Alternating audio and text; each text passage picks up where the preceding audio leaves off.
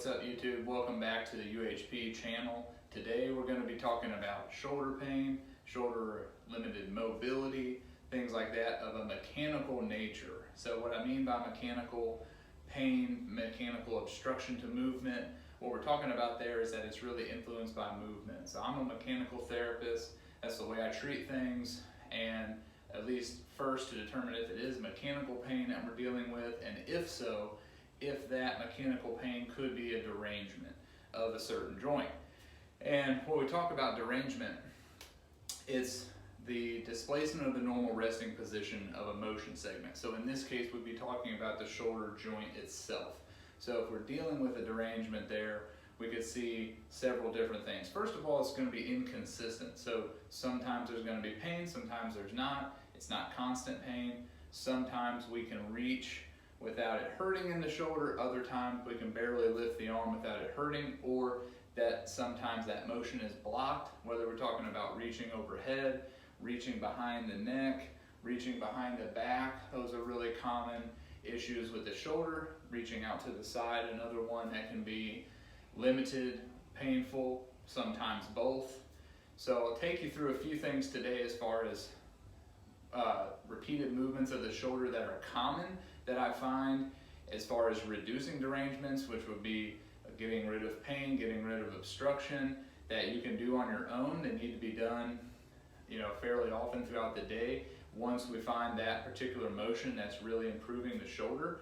The good thing about derangement is that symptoms can change rapidly. We could rapidly make the shoulder better, just as we could rapidly make the shoulder worse as well. And also, the important part of this is that mechanical assessment, really listening good in the history to find out, is this something that is sounding like a derangement? It has these inconsistencies, there's obstructive motion, things like that come and go. And if so, we can start to piece together what might be a reductive motion, one that may help. So a few of the ones we'll go through today, including like reaching behind the back, extending the shoulder.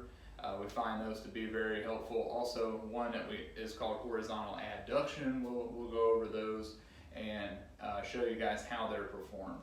So, first of all, extension, one of the more common reductive motions in the shoulder. What extension is this motion of reaching straight behind us.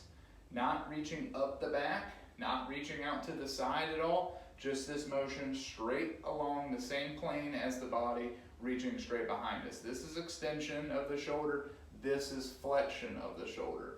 So whenever you talk to someone, a patient, or someone in the gym asking me about their shoulder problem, typically they're going to have pain with reaching overhead. Shoulder, very infamous for that. Reaching overhead, lifting overhead, a lot of times very painful motion. So it stands to check out extension and find out, is it limited side to side? Is someone's good side reaching back like this and their bad side is much more limited comparatively? If so, that would interest me in terms of delving into that motion more, finding out what happens if we repeat that motion. Can we get a fast turnaround in terms of pain or motion, or potentially both? Or is someone's strength limited side to side comparatively, and we could see a fast change of the strength? In that case, we're definitely dealing with a derangement, as you're not going to get stronger within a few minutes of moving your shoulder. It's not really how it works. But if we are improving the position of the shoulder by using repeated movements, now we can allow the muscles to function normally again. So in the clinic, I would test this passively with the patient by extending their arm for them and then retesting some of the comparable signs that they came into the clinic with. Reaching overhead hurts. Lifting a weight hurts. We would retest those things, which then if we needed to add some overpressure to that situation, or I'm sending somebody home with that exercise, it would look something like this. We would use something like this PVC stick, which is very lightweight and long enough to allow us to get to that true in range of the shoulder motion. Our shoulder, very, very flexible joint.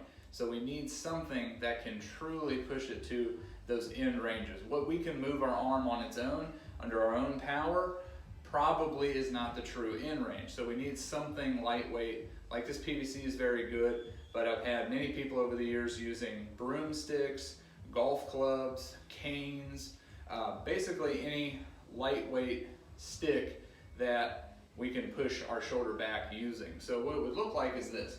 We would have our involved shoulder holding the stick or the PVC by our side passively, and then with our good arm reaching out in front of us, we would use the stick to push the shoulder back far into extension as we can, reaching that good in range and then letting it come back to the starting position. Now this would just be repeated for several reps, something like 10 in a row, 15 in a row, something like that, depending on the response we were getting and on how painful someone's shoulder is. But we would repeat this motion several times during the day, again, reassessing those comparable signs, whatever they may be, reaching or lifting, any of those things. So we would retest that.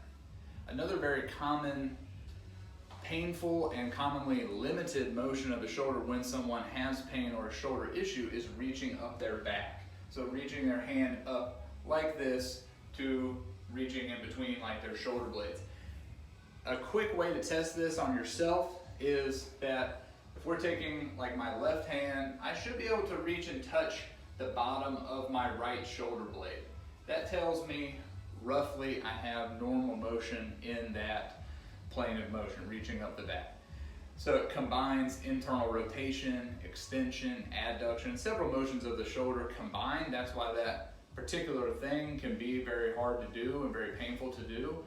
But it also lends itself to being a very common reductive motion because of that, because it does put a lot of stress on the shoulder joint itself. So find that it's very commonly needed to improve someone's shoulder function. So the way we would test that, we could do it passively in the clinic, or we could add this as a home exercise by using something like a strap. That this works very well. I've got a little loop in the bottom, and I'll show you guys why in a second. But other things can be used as well, like a belt, dog leashes. A towel works pretty good, but like I'll show you in a second, I don't love that as a implement to do this stretch, because we don't want to be overly gripping something in our hand. It will limit our shoulder flexibility. So in using this strap, we would put it over our shoulder like so, and then slide our hand through the loop. Now my left arm can be very passive and is just going to be along for the ride of my right shoulder, pulling it up into that hand behind back position. So this is why I like something that can keep the arm relaxed as we're moving, as opposed to holding something like this. Now I've got my forearm muscles engaged, and I'm not going to be quite as flexible, and I may not be able to really reach in range, and it may not be as comfortable. So something in which we can loop our hand through, like a dog leash works very well, the handle, so that then we can allow the arm we're trying to move to truly stay relaxed and get a really good stretch to at full in range, which is very important for reducing these things. Lastly, another very common one that I've used over the years, let's say we've tried extension, we've tried the hand behind the back, we've tried some other repeated movements, and we're just not quite able to fully reduce the pain, not able to get all the motion back, or maybe we're not able to get all the strength back in the shoulder.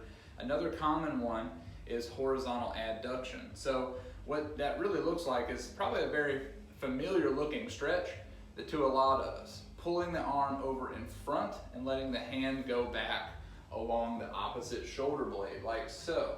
Now again, we want, just like the reaching the hand behind the back part, we want this involved arm to stay as relaxed as possible. That way we can get the shoulder moving to its true in range.